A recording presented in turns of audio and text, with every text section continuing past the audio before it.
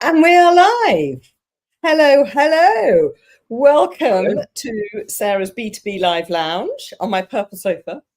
Um, I'm really excited today to introduce Tony Restel of Social Hire, who's my guest today from his beautiful fireplace in the south of England.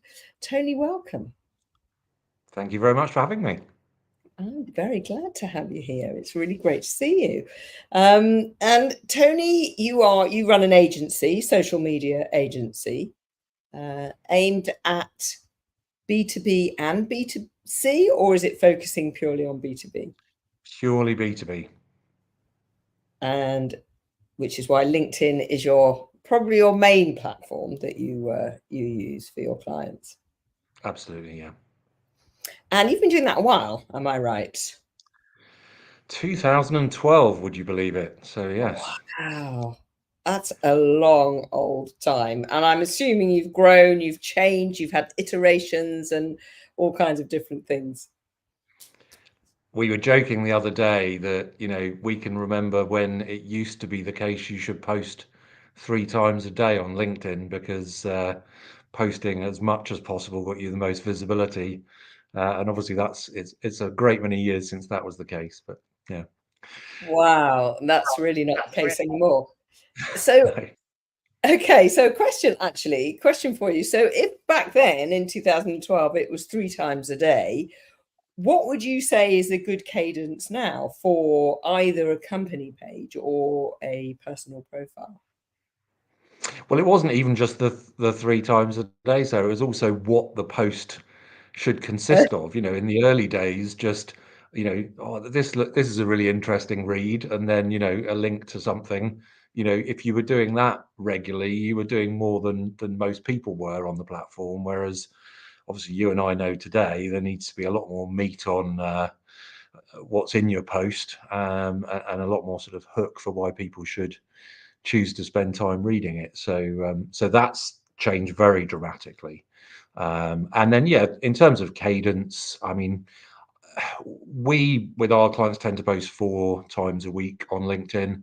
I think that kind of volume is good. It's very hard to maintain daily and to do it really with quality every day. So I would always encourage people to post at the frequency that means you can really sustain the quality of what you're sharing, because that's actually more important than the volume itself. I couldn't agree more. Absolutely. And posting good quality content every day takes some effort. And I think I completely agree. I think 3 or 4 times a week is important. Is a good is a Good good cadence. cadence. But also, as you say, it's the quality. So if you can really only come up with really good quality stuff once a week, I would always say you're better off posting once a week, good quality stuff, than chucking something out just for the sake of it.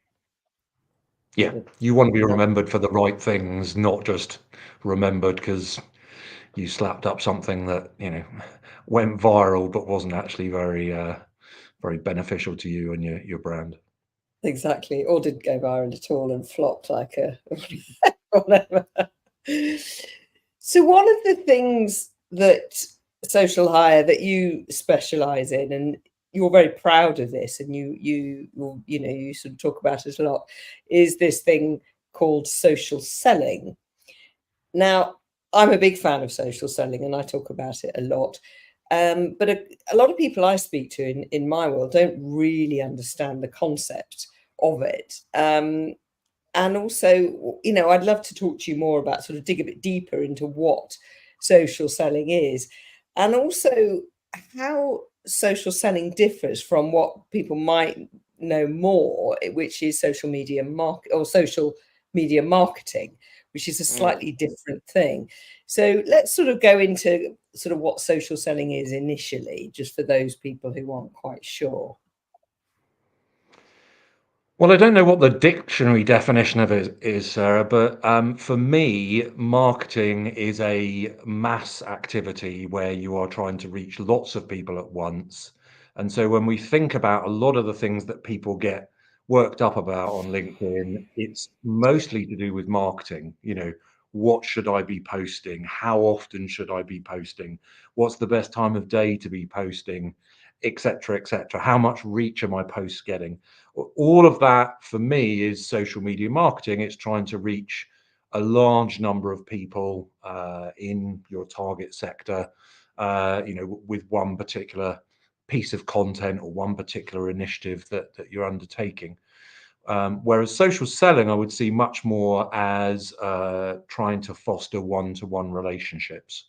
So, if you're selling any kind of B2B offering that's, at all high price point, you're not going to make those sales by having people go to a website and plug in, a request for an order for tens of thousands of pounds. You're going to need to speak to those people, meet those people. And so for me, social selling is all about how do you use platforms like LinkedIn to do what you might previously have done at in-person events. So, if we're both of an age where we can remember when everyone went to lots of conferences and trade shows and swap business cards, and it was all about trying to get as many new relationships formed as possible with the right kinds of people that you would then follow up with and ultimately hope to win business from. And for me, social selling is the same, but done on platforms like LinkedIn. So how are you going to build those relationships one-on-one with your ideal clients or your ideal hires or your ideal business partners or funders, whatever it is you're using social media for? Does that Yeah. play? No, that's great. Well done.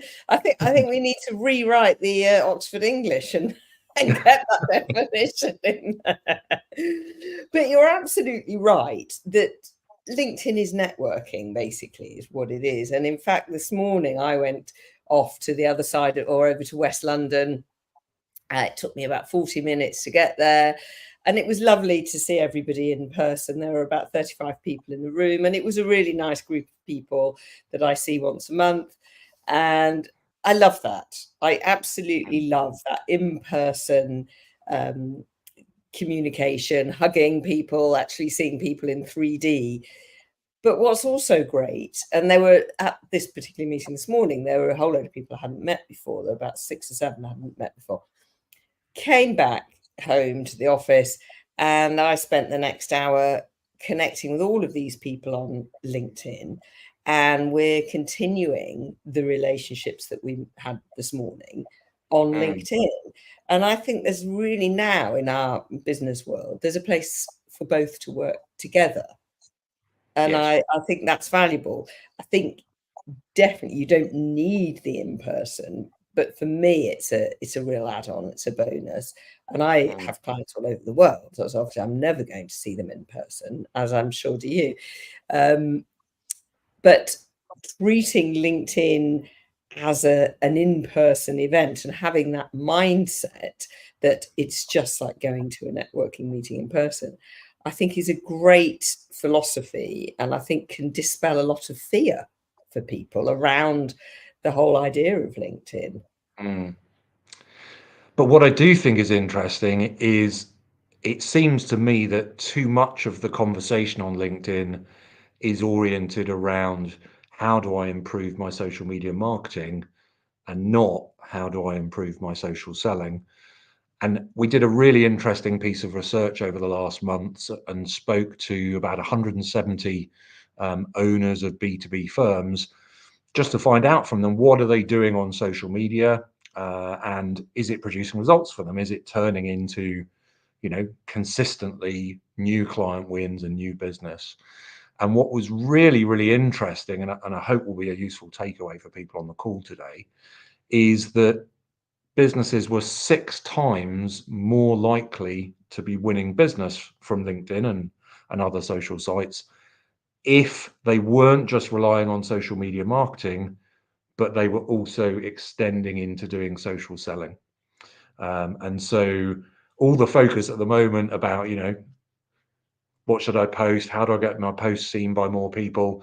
That is one part of social selling. People are more likely to, have a meeting with you if they've seen you on LinkedIn posting they believe you're credible.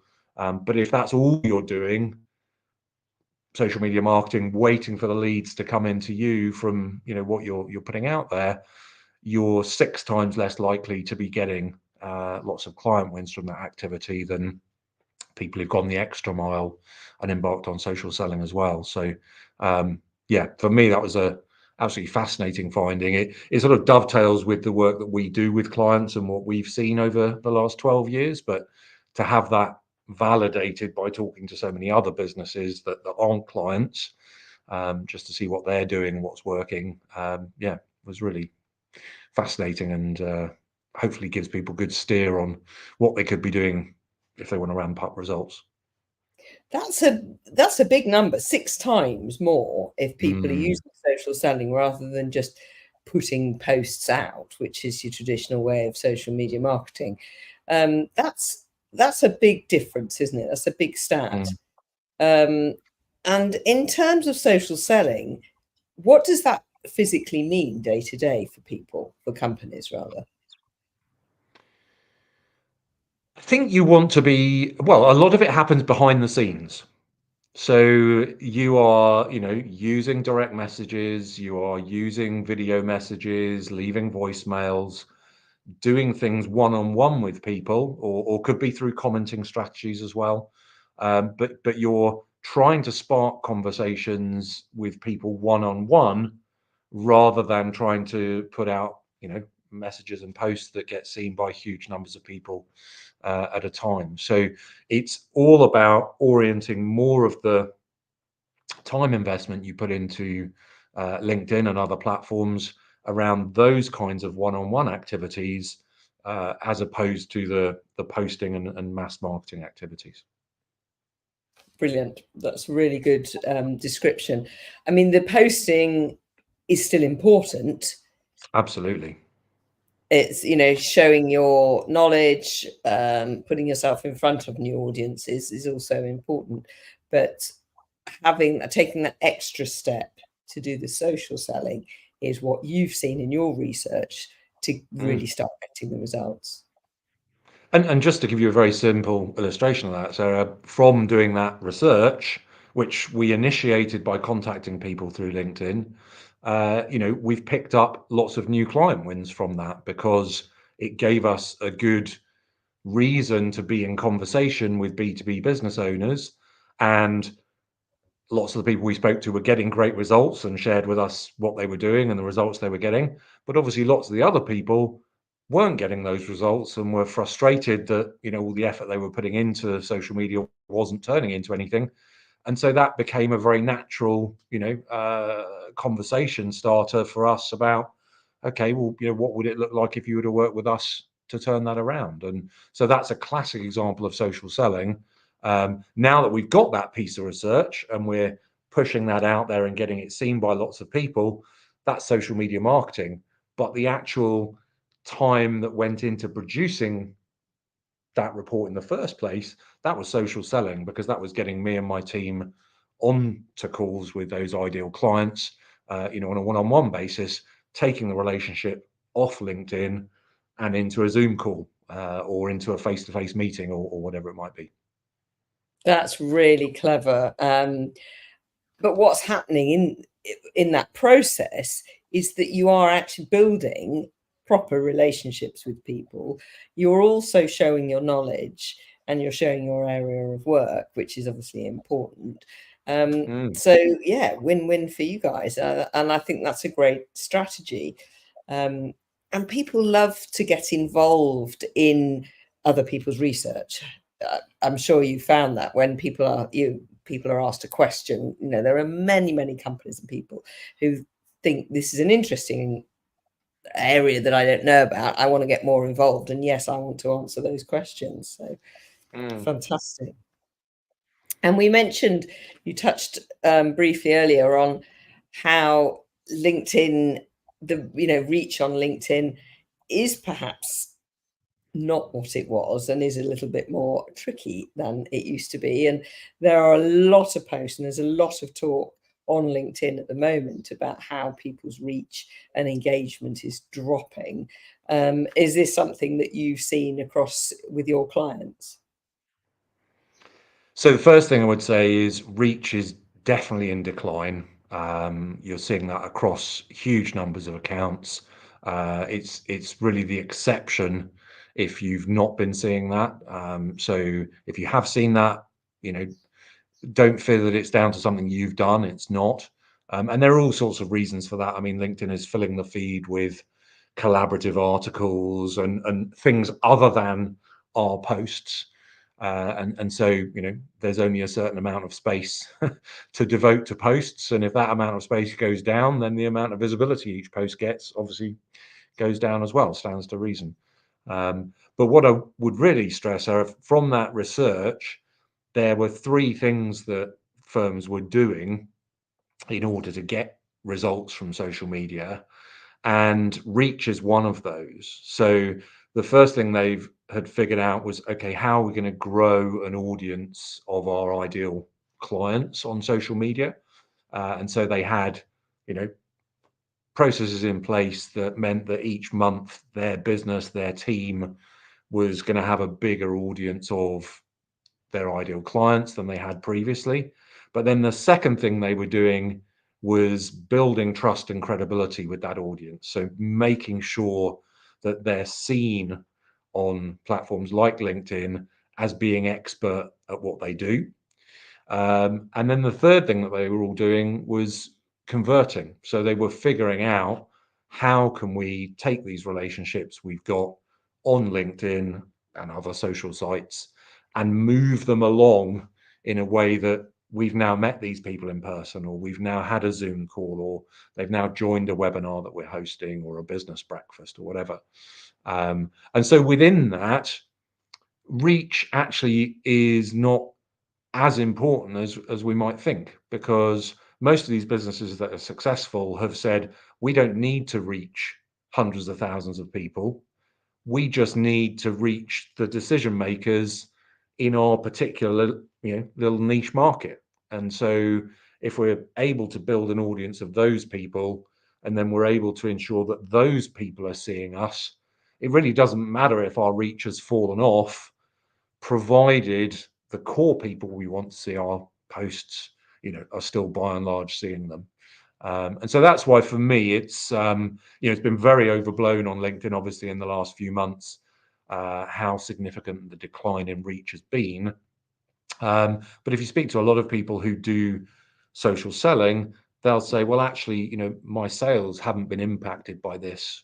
I'm still getting the same amount of sales out of what I'm doing on LinkedIn. It's just that there's fewer random people who are getting to see, you know, what I'm putting out there. So Absolutely. hopefully that's Yeah. reassuring for people. It is very reassuring, exactly.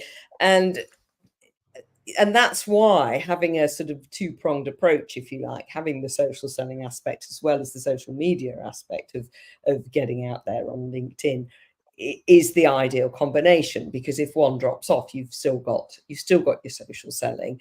And as you say, if you're targeted in your approach, and it doesn't matter about the Mm, reach, about the numbers, and it is a, you know, what we call a vanity metric, really, isn't it? Just, you know, loads and loads of people have seen my post, and I've had, you know, 50, 100, 200 comments on my post. Well, look at those comments, look at the people who have written those comments, and are they your audience? Are they the people that you need? Not necessarily that you want to sell to, but people who you need in your audience to help you grow your business, you know, in whatever direction it is.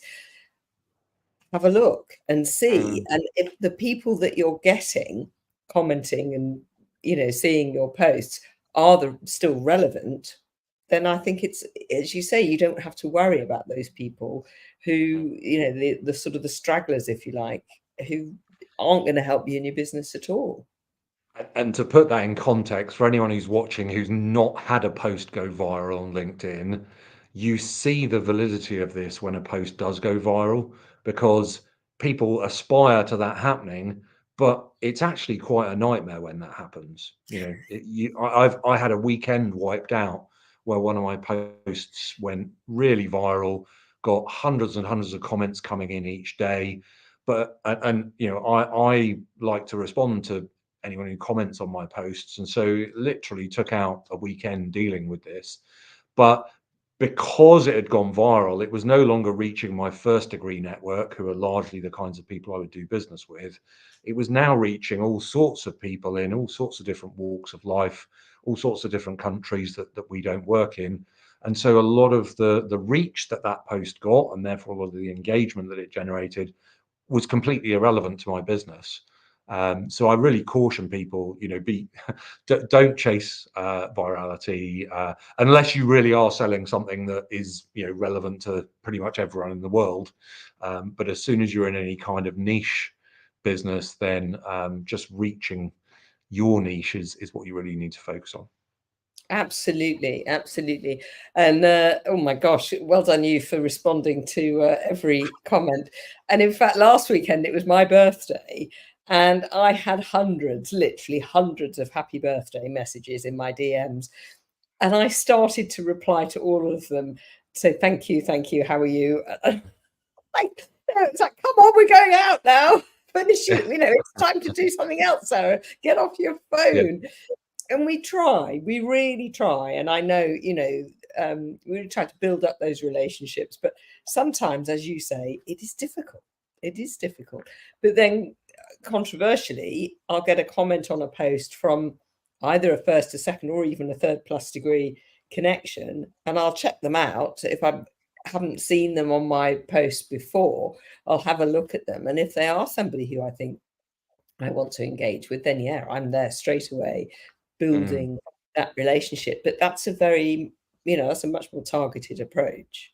mm, And I always say to people, do look at all of the people who have liked and, you know, commented and reacted in any way to your posts, because they're, you know, they're warm, if you like, if you want to use that sort of language, but they're people who are genuinely interested in what you're talking about, and you just don't know who's there. So I always think it's worth looking and yeah. just seeing.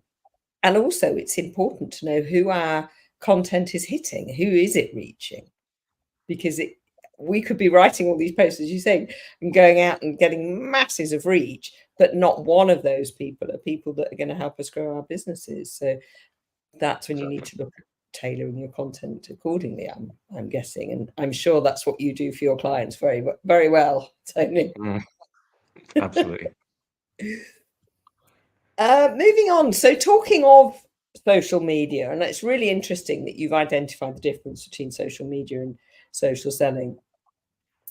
We often hear companies saying social media doesn't work for a business like mine. And I know there are some industries who think that social media doesn't work for them. What would you say to a company who came to you and said that? And you can choose a sector of companies if you want to. I'd say you're almost certainly wrong. Um, in the 12 years I've been doing this, I have had a couple of calls with businesses where we couldn't use social media effectively to help them. There's plenty more businesses, by the way, where they would talk to us and I would say, you know, social media can work for you, but we're not the right agency to work with because this isn't our area of specialism. That's a different issue. But you know, if the type of people that you would like to do business with are on social media, then social media marketing and social selling can work for you. And so the only exception would be is if it's really, you know, impossible to identify who those people are, or they're so wealthy that they're not going to be targeted that way. And one of the examples I had of a business that we just, you know, couldn't help was they were looking to target, you know, the top 100 billionaires in the world, and you know, that's not the kind of thing that is going to be particularly effective on social media. But for the most part, we've had some fun client assignments, Sarah, where people have said to us, "Oh, I don't believe, you know, Facebook would work for our business," for example, and we've gone ahead and done things for them where they've literally had to, you know, they've had to eat their words, because a few weeks Brilliant. later they've had huge results from exactly the people that they would want to be, reaching as candidates or winning as clients. So yeah, be open to the idea that social media probably can work for your business. And if it isn't working for your business, it's probably that you haven't figured out how to make it work, rather than it just doesn't work at all. Yeah, absolutely. Yes. And I'm just trying to think if there is a particular, so you gave a really good example of not necessarily the business, but the audience that the company was looking for. There's no way that LinkedIn was going to help with that. Mm, But I think now, with allegedly over a billion personal profiles on LinkedIn and 58 million plus company pages or whatever it is, mm.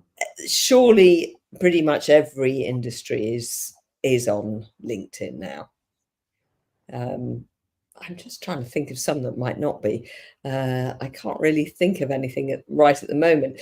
And over the years, I'm sure, well, you've obviously seen the changes in LinkedIn, and I've certainly seen over the last probably even 4 years, more creative people and artists, etc., have moved over to LinkedIn or expanded onto LinkedIn. And I think it's Mm, made the platform much more interesting. yeah. Yeah, so yeah, perhaps adult. I say the word adult. Perhaps the certain adult companies might not be on LinkedIn, but I can't think of anything else. So I think pretty much everybody is there. So, and what's the sort of client base that you work with? Do you have a particular genre that you like to work with? Yeah, so we work with B2B small businesses, so typically firms that are under 30 or 40 staff, selling high value services to other business people, usually in identifiable niches. So, a consulting firm that targets a certain sector, or a recruitment business that works with a certain industry, or a technology platform that wants to sell to a certain type of business person. Those are the kinds of profiles of businesses that we work with.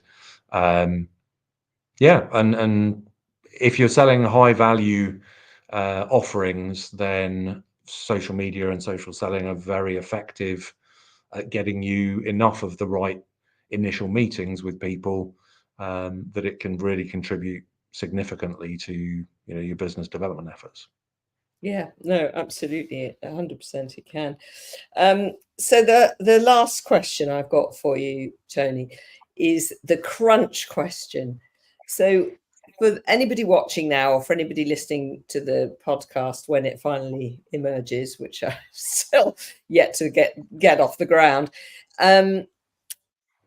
what three have you got? Three sort of takeaway things that people could do and action pretty simply to help their business do better, basically, on LinkedIn? Definitely. So I talked about there are three things that the businesses we see in our research who are winning on social media are all doing. So firstly, growing their audience with the right people. Secondly, building trust and credibility with that audience. And then thirdly, converting that audience into doing something off of LinkedIn. So if we think about each of those three things in turn, in terms of growing your audience, the first thing I would encourage any business owner to do is go onto LinkedIn and do a search through the people search on LinkedIn for your ideal clients.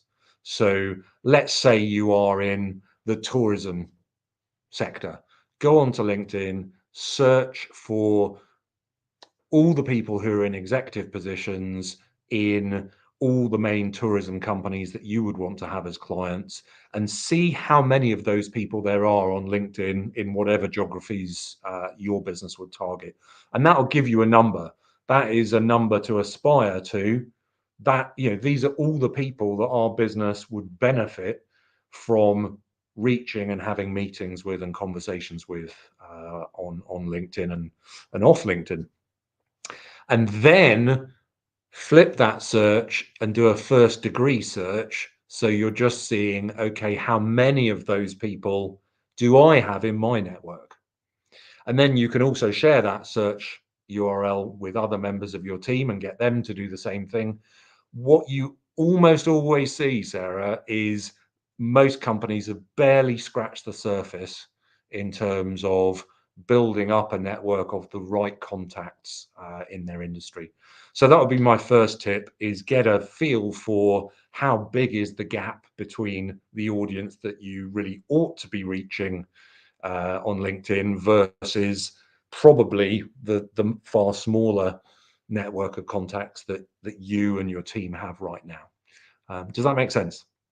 That makes absolute sense. So it's adopting a very targeted approach, and not as opposed to a sort of splattergun, let's just speak to everybody here, but Absolutely. targeting. What I like what you said then is that find the people that you want to talk to, but then look for those in your first degree connections that really you should be talking to anyway, because your first degree connections, there's been a connection there somewhere in the past, and for Mm. whatever reason it's kind of dwindled because you've probably forgotten about them, but picking it up again is fine because you are already first degree connections.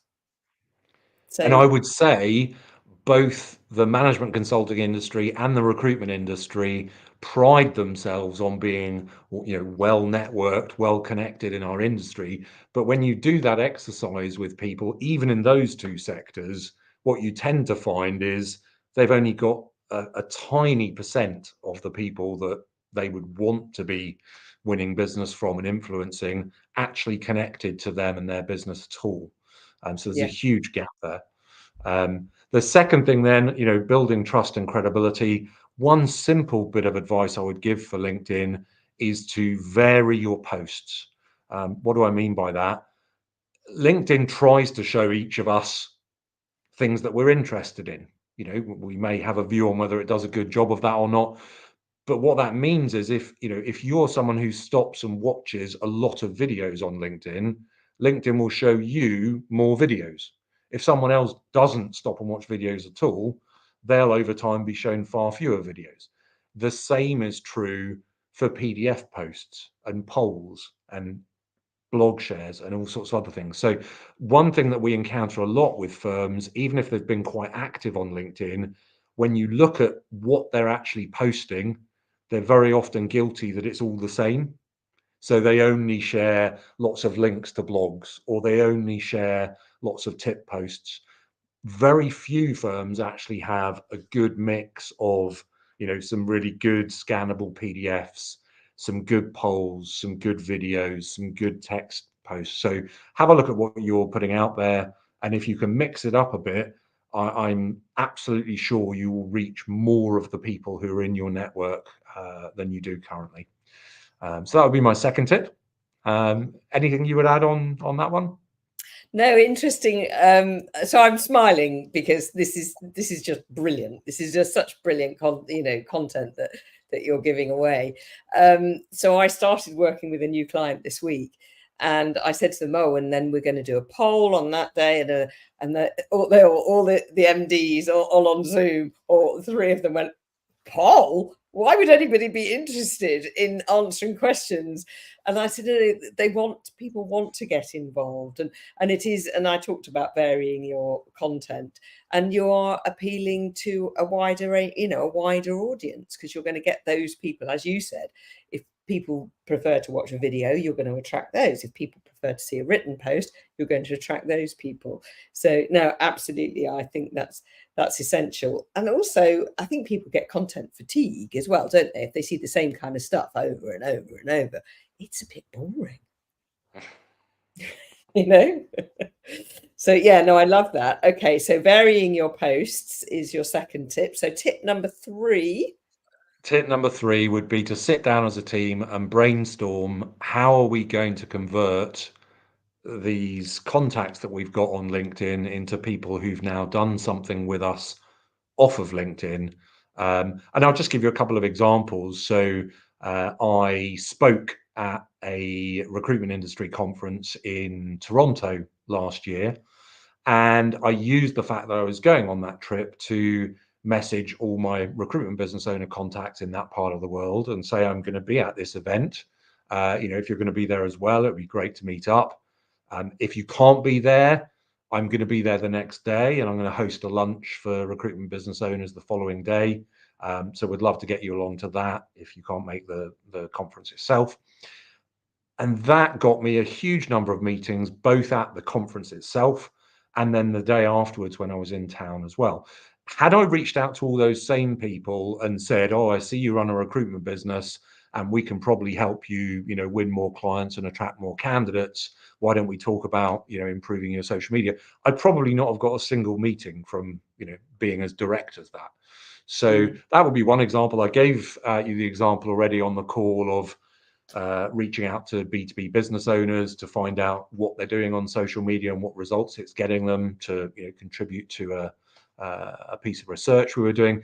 These kinds of things get you quality meetings with your ideal clients, talking about issues that are closely related to the service that you offer, but it's not approaching people with a spammy, cold sales message.